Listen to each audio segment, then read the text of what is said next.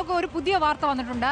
തൃക്കാക്കരയിൽ വീണ്ടും ട്വിസ്റ്റ് എന്നുള്ള വലിയ വാർത്തയുടെ വിശദാംശങ്ങളാണ്. Advocate Pushpadas CPIM സ്ഥാനാർത്ഥിയാകും.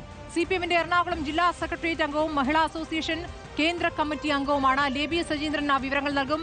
ലേബി, തൃക്കാക്കരയിൽ ആരെയാണ് CPIM കൊണ്ടുവരിക എന്നുള്ള ആലോചനയായിരുന്നു. അപ്പോൾ അഡ്വക്കേറ്റ് പുഷ്പദാസ് അറിയപ്പെടുന്ന ജില്ലയിലെ നേതാവാണോ? ഇന്നലെ മറ്റൊരു പേരാണ് നമ്മൾ കേട്ടിരുന്നത്. ഡോക്ടർ അനിത മേരി അനിതയുടെ പേരാണ് ഇന്നലെ കേട്ടത്. പേരുകൾ മാറി മാറി മറിയുന്നല്ലോ. അതെ, തൃക്കാക്കരയിൽ എന്താണ് LDFന്റെ തന്ത്രം? ഇപ്പോൾ പുഷ്പദാസിനെ കളത്തിൽ ഇറക്കുന്നതിലുള്ള കോൺഫിഡൻസ് എത്രത്തോളം ഉണ്ട് ലേബി? ഇപ്പോൾ ഒരുപാട് ടെസ്റ്റുകൾക്ക് ശേഷമാണ് തൃക്കാക്കരയിൽ ഇപ്പോൾ പാർട്ടി ചിഹ്നത്തിൽ സ്ഥാനാർത്ഥി നിർത്താൻ തീരുമാനമായിരിക്കുന്നത്. പുഷ്പദാസ് പ്രധാനപ്പെട്ട ഒരു വനിതാ നേതാവ് തന്നെയാണ്. ഒരു വനിതയെ നിർത്തണം എന്നുള്ളൊരു ആലോചന തന്നെയാണ് ഇവിടെ വന്നത്. തൃക്കാക്കരയെ സംബന്ധിച്ചിടത്തോളം 2011 തൃക്കാക്കര മണ്ഡലം രൂപീകരിച്ചതിന് ശേഷം ഒരു തവണ മാത്രമാണ് പാർട്ടി ചിഹ്നത്തിൽ ഇവിടെ സ്ഥാനാർത്ഥി മത്സരിച്ചിട്ടുള്ളത്. അന്ന് ME ഹസൈനറാണ് മത്സരിച്ചത്. അതിനുശേഷമെല്ലാം പിന്നീട് ഡോക്ടർ സെബാസ്റ്റ്യൻ പോൾ അടക്കമുള്ള ഡോക്ടർ ജോ ജോസഫ് അടക്കമുള്ള സ്വതന്ത്രരാണ് മത്സരിച്ചത്. അത്രയും ഈ മത്സരത്തിലൊന്നും ഫലം കാണാൻ പറ്റിയില്ല. സ്വതന്ത്രരെ നിർത്തിയുള്ള പരീക്ഷണത്തിന് എന്നുള്ള തിരിച്ചറിവ് തന്നെയാണ് പാർട്ടിയെ ഒടുവിൽ പാർട്ടി സ്ഥാനാർത്ഥിയെ തന്നെ നിർത്തി ഇതിലൊരു വലിയ ഒരു ശക്തമായ മത്സരമെങ്കിലും ഇവിടെ ഉണ്ടാക്കണം എന്നുള്ള ചിന്ത പാർട്ടിക്കുണ്ട്.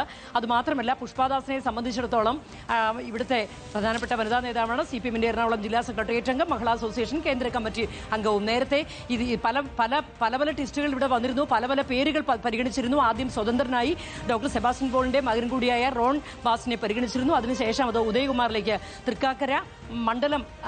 തൃക്കാക്കര ഏരിയ സെക്രട്ടറി കൂടിയായ ഉദയകുമാറിലേക്ക് പേരെത്തിയിരുന്നു ആ ചർച്ച. അതിനുശേഷമാണ് ഡോക്ടർ മേരി അനിതയുടെ പേരിലേക്ക് വന്നത്.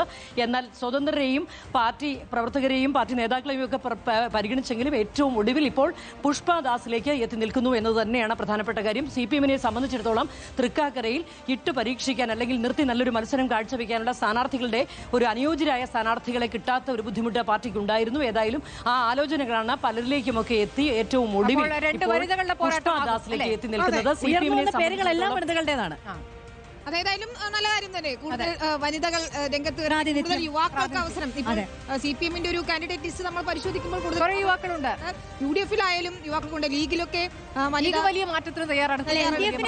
അത് കഴിഞ്ഞ മന്ത്രിസഭയോട് കൂടി തന്നെ എടുത്തൊരു തീരുമാനമാണല്ലോ. കൂടുതലായി ഇനി യുവാക്കൾ വരാം. നമ്മുടെ സർവേയിലടക്കം ജനപങ്കാളിത്തം, ജനങ്ങൾക്കിടയിലെ ജനകീയത ഒക്കെ ആർക്കാണ്? യുവ MLA മാർക്കാണ് കൂടുതൽ. തീർച്ചയായും നമുക്ക് ആ CPIM ലിസ്റ്റിലേക്ക് കൂടി പോകണം.